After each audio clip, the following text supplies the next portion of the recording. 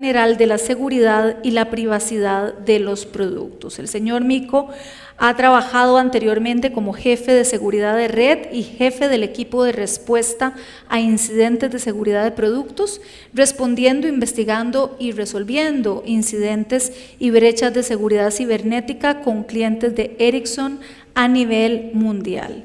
Él también ha participado en la colaboración de la industria a través de organizaciones como ETIS, FIRST y grupos de trabajo de la Comisión Europea. También ha aportado su experiencia en la materia para las audiencias de los comités del Parlamento del Reino Unido y del Bundestag alemán en materia de seguridad 5G. Let's welcome Mr. KARIKYTÖ. Thank you. Wonderful. I hope you hear me well. The microphone fits a little bit funny. That's because I have so much wisdom in this big head. So my name is MIKKO. I come from Finland. I like mobile networks. In Finland, we don't speak much. We don't talk much. So I'm trying today to overcome that cultural tendency and speak for some 25 minutes about networks, 5G, security, and trust. But actually, before we even go there, I will apologize in advance because I sometimes get a little bit excited about telecommunication. I love to talk about it because I love the technology. And I will take a few steps back from the great presentations from Nokia and Mavenir. They were showing these advanced use cases and all the innovation coming with the new open interface and whatnot. And I want to just take a step back. And I think that we should spend a moment thinking about what have been achieved with telecommunication technology by now. So, did you know that electricity covers approximately 91% of the population of the planet? So you've probably experienced, you've been somewhere, you can't find a plug where to plug your phone or charge your phone. There are countryside, there are many places where electricity doesn't reach. Mobile technology goes to 97% of the population. So actually, if I take any of you and drop you from a helicopter very gently on land, on your feet, and anywhere on the planet, it is actually more likely that you will be able to get signal on your phone and find somewhere to charge it. This is the miracle of mobile technology. This is also the fastest spreading technology in the world human has ever made. Now you can challenge me that for sure social media is faster, for sure there are other technologies. If you look at a few examples, Facebook, our mothers and fathers still use Facebook. That actually spread to 1 billion users in some 12, 13 years. WhatsApp took 7 years to get into the hands of 1 billion users. At the same time, 4G only took 5 years to reach 1 billion users. And guess how long did it take for 5G? 3 years or less. So this is also a technology that spreads wider on the planet than anything else, and it does it faster than anything else. And what we see when this happens is innovation, growth, prosperity, and just richness for all of us, quality of life. And that's why I love this technology. That's why I love telecommunication. If the previous generations of technology, of mobile networks, made all that possible, what I just mentioned, 5G is taking us to completely new levels of goodness. Think about not only having the ability to watch 4K, 8K, whatsoever, Netflix on your phone or whatever you like, actually all the industrial use cases, enterprises, society services, health services, all the new innovation that comes with 5G. And why is it possible with 5G? Because 5G, finally, is a generation of mobile technology that has speed and performance that actually fulfills all those fantasies that we had with 3G and 4G when we were talking about mobile data and mobile broadband. Only 5G makes finally it possible to deploy some of those users. And we don't even know all the innovation that we're going to see yet. So I think it's super important that we are really keen on deploying 5G, doing it as fast as possible, and using it in as many ways as possible we can imagine. But of course, everything that has a positive side has also a downside. So at the same time as 5G is really changing the game for the whole society, changing the game for Costa Rica and anywhere else, is digitalizing all the processes and any process that we are used to know. Even those brick and mortar companies, one-man shows that are building the houses for us, they are going to benefit from the digitalization through 5G. They're going to have their logistics chains and their customer care and everything being digitalized. Systems are going mobile. We are even deploying 5G in a 5G factory, connecting robots on 5G, making 5G, which is kind of a circular reference. At the same time, we are using 5G also mission-critical use cases. So we have public safety networks, police, customs, border control, your paramedics also connected through 5G. So this all, of course, brings an increased value at stake. We're so dependent on these services, and we enjoy these services, and we need these services so much that we can't tolerate these services having disruptions. Another view of this same is looking into detail how we use 5G or mobile technology for consumer services, the normal social media and anything that we use, or Teams calls from car while we're driving to work, etc. But also the consumer IoT, just collecting bits and pieces of data and using it for good for us, being analyzed and providing us insights like, MIKKO, you're gaining weight again, and all this good information is brought to us by consumer IoT. At the same time, industrial applications like factories. But the network exposure, really 5G being the cloud-native open platform, it actually provides ability to expose some of the network's functionality from the core of the network to developers that have been mentioned earlier in the seminar as well. And most importantly, critical society services, those services that we are dependent on when life is treating us badly, when we are in crisis, when we need help, we need those services. And these values are provided by telecommunication and 5G. But at the same time, as value at stake is increasing, it also means that attackers and more attackers will be interested on this value, because wherever you have value, you have someone who wants to benefit of it or take advantage of the value that you have. Some examples of attacks and threats that we see from Ericsson point of view are listed here in the bottom. I should say probably that my own background is not at all in PowerPoint engineering. I started as an incident responder and cyber breach analyst in Ericsson Product Security Incident Response Team. So I have built a certain amount of experience from networks globally. What goes wrong, why does it happen, and what could we do together to make it work better? When we talk about security, we are talking always these three cornerstones of security: confidentiality, integrity, and availability. In telecommunication networks, in 5G, all these aspects are equally important. Usually, of course, traditionally in telecommunication, the A of the CI&A is capital. It is because, simply, if you don't have network service, you don't have anything. So it's super important the network stays up. But as we go forward, confidentiality and integrity are becoming more and more important. We really like to know that the information that we transfer over the network, our information, actually stays with us and those who we want to share it with. And we handle data. Is it stored, transferred, or used in any way in secure ways?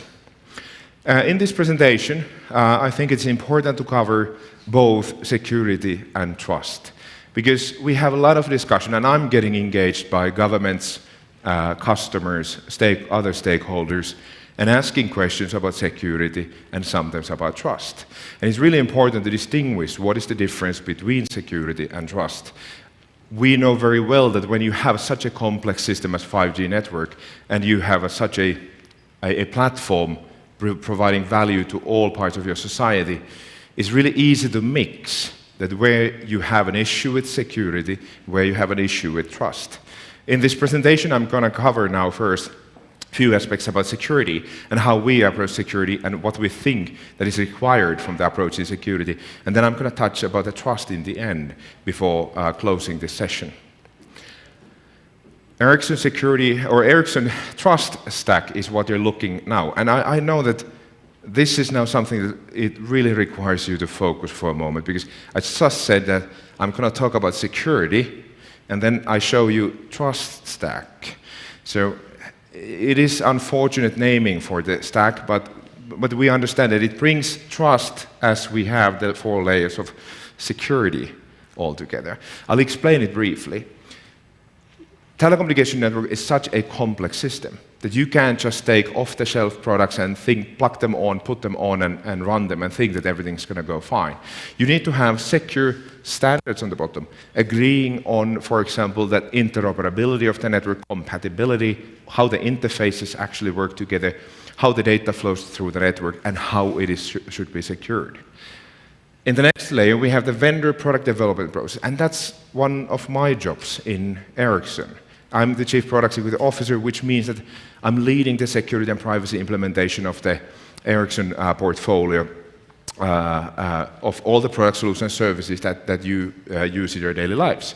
So in this stage, we need to have not only secure hardware and secure software, we need to do testing, we need to do assessments, penetration testing, ethical hacking, fuzzing, protocol fuzzing, dynamic static testing, as well as, for example, secure coding. All these processes just to make sure that security is retained in the development.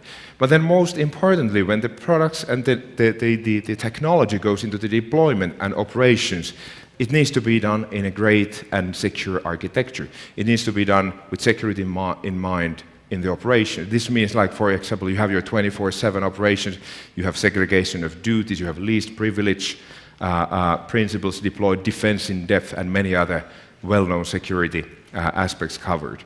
And what is important about the trust stack is that you can't skip any of these layers. You have to consider security on top and on the bottom and between. You can't just decide that I'll forget. I don't consider the vendors at all. I just take whatever vendors and I'm just going to concentrate on my operations. That's not going to work out. You need to have security over all these 4 stack layers. And this is Ericsson Trust Stack, and I love to talk about it, but it is also actually recognized internationally and globally as a fit-for-purpose approach for securing such complex systems and communication networks. This is the OECD report from last year, September, almost 1 year old now, and this where they actually refer into Ericsson Trust Stack as the suitable approach. In the same way, we have other public references where the same approach is lifted as something that works for this kind of deployment. I think that there's some issue with the microphone, but I hope we can survive. If we just zoom in to a couple of these layers, just as an example, we take the standardization first. So in the standardization of when we are in telecommunication world, 3GPP is probably the most important single standardization forum that we talk about. This is really where the interfaces and the functions and features of a telecommunication network are defined. And this has been ongoing since 3G in the 3GPP forum anyway. You can see here that it's a very complex stack of settings to be agreed on: application security, the UE, the phone-to-network security, and network-to-network security, and other things. And even if this is already rather complex, this is not all that you need. In addition to 3GPP, we have other standardization forms, like starting from IETF and many more, that we need in the ecosystem to make sure that we have all that is needed for just realizing what you have in your pocket and what you use every day. Security is a key part here, but that is not alone enough, because we come to the second layer, that is the product development, and this is where we step in as a trusted vendor, as a company providing this technology. We often hear questions like, do you have an approach for security by design? Yes, we do. We also do have an approach for security by design, by deployment, by operation, and we have security, most importantly, in the culture. For a company like Ericsson, this means that we have 4,600 plus security masters and champions trained across all the parts of the value flow, starting from the sourcing to development to delivery, integration, operations, support, even sales have security competence. It is really required in the core and in the heart of a company like ours to make sure that security is delivered in everything that we do. In Ericsson, we have a end-to-end framework called security reliability model. And this is, of course, an approach like how do we, especially from my organization, guide the whole big corporate, making sure that security and privacy are followed in every step throughout the value chain of the product. It means that we have security requirements for our suppliers, to the sourcing, we have security requirements in the development and delivery, and until end of life of the products. Few examples of what security, for example, in development is needed. It starts with secure coding, risk assessment, like I said, privacy impact assessments, few other things there. Just making sure that what we build is secure when we build it, and it's actually secure when it gets deployed. The bottom of this picture is then illustrating the 4 cornerstones of the security reliability model, which I believe that are needed in this kind of approach. It is first the functions. So everything that you deploy in a network, like 5G network, should have certain security functions. These are very common, like you have encryption, you have authorization and authentication, you have maybe some logging, you have other kind of identity and access management features, and those are the security features built to every product that then make together a solution that make then together a network. The assurance is the set of processes where we actually test and assure that the security that we designed and developed actually is the security that the customer will get. And this is very important, especially as we are going faster and faster cycles and releases coming out of the software, continuously automatically testing it, but also at the same time preparing for human intervention, penetration test, ethical hacking, and etc., making sure that the networks are secure when they come out. Compliance and documentation is really important for us to be able to show someone, a customer of ours, as well as the governments, that what we do it in a good way, we do it in a way that we can show you that security is followed throughout every step. And we provide documentation and actually tools also for helping then in the top 2 layers, the operations and deployment, to actually follow security through the life cycle of the networks. And I understand that I have some time in the presentation still, but I would like to quickly then shift to the topic of trust. Because now we have covered security from many places. And this is something what I do for my work. I talk about and I work in security. I make sure that the organization knows what to do in security and privacy, what kind of competencies they need to have, what kind of instructions they have, what kind of guidelines and templates they need to have to make security or make our products secure as they get released. But then there's the other angle, that is the trust. Even how well I would make the products and how solid in security I would make them and how good standards they would be using. In the end, if you didn't trust the company, my company that is making the products, you would not put them in your critical national infrastructure. And this is really the difference between security and trust. Trust you can never test technically. Security you can. You can take a solution, a software, a piece of software, you can run all kinds of commercial and non-commercial tools against it, and you will get results. You will see how secure it is. You will have red alerts and yellow and green, but you can't do that for trust. You can't take the software and run tests on it and say, with these tests I can see that this software is coming from a very trusted place. It doesn't work like that. Because trust is a very human concept also. We build the idea of trust differently than we build the idea of security. Sometimes we mix these, of course, because it is a very complex matter for us. From our point of view in Ericsson, and I'm no one to talk about what is needed for having trust. That's not my job. My job is to make sure that the products are as secure as they can be. But what I can say that what we observe, what we get questioned, what we get asked for in these assessments of trust, it is topics like autonomy of the company. Like, is Ericsson autonomous and able to provide the technology that we provide without someone wanting us to make a mess out of the technology before we deliver it? Do we have governance in the company that allows transparent business and that is monitored by the public and the shareholders? Do we have a government in our home that is not pressuring us to do something that we shouldn't be doing.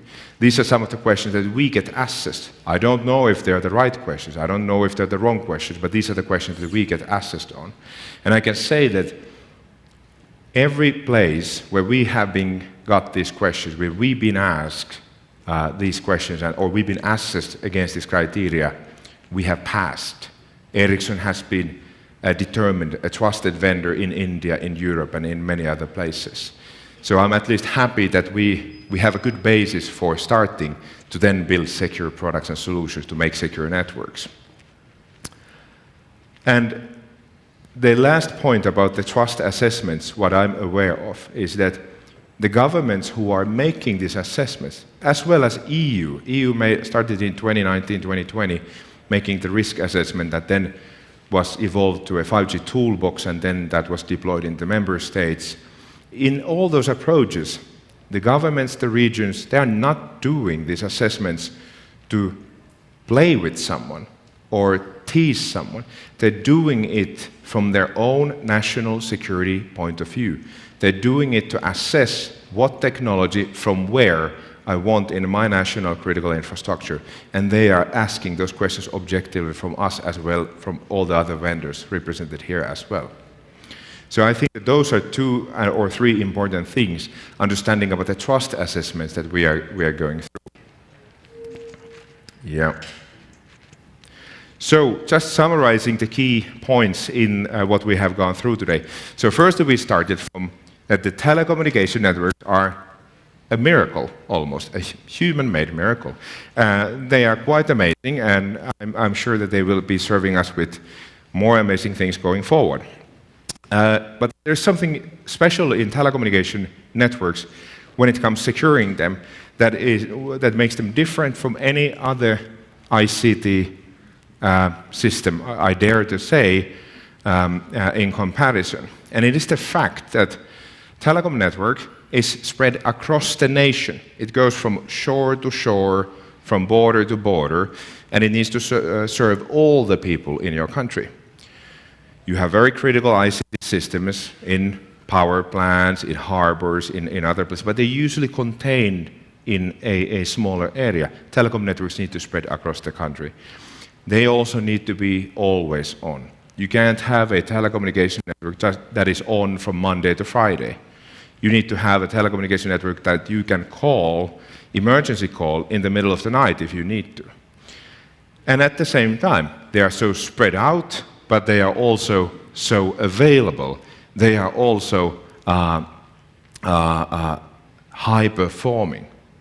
They can now, with 5G, provide you 1 gigabit per second with a 10 millisecond latency easily where you're going. So at the same time as they're so spread out that they need to be always on, they're also super high-performing. So it's a unique type of network to keep secure. This puts also, of course, requirements on the security design of the telecommunication environment because it's so highly complex. The value at stake has never been higher than it is today, and it will never be lower than it is today. It is growing as we go, every day and every hour. We have new innovation, new use cases, new ways of using this technology, and they are deployed on the networks. And as that happens, the value at stake increases every day. At the same time, the security efforts need to increase in the same, or maybe sometimes even faster, momentum. Holistic approach is needed. You can't have security only asking security from the boxes that you put into your network. You can't only ask security from the guys who are operating the network. You need to have security in operations, in deployment, in development, and in the standards. You can't take a standard that you believe that this is more secure than any other standard and just build crap products on top of that standard and think that you're going to be good. You need to have security across those 4 layers. We need to have a holistic approach through the stack in collaboration between the operators, between vendors, the standardization bodies, and then society overall. But at the same time, we, the vendors, we need also a holistic approach into security, how we build the products. We need to look at from our suppliers, from our sourcing, from our development, delivery, integration, support services, and all of that. We can't focus only on some of those steps. We have to have a holistic approach in security for us ourselves. And then finally, when it comes to trust and security and the differences, security is not a substitute to trust. if you don't trust someone, you're buying technology, it doesn't help that you ask them to be more secure, because if trust is not there, it's never going to come back, or it's never going to change the game. In the same way, trust is not substitute for security. You can't just take someone you trust and blindly take technology from them and services from them and be happy. You have to consider security and trust across all these layers, as discussed before.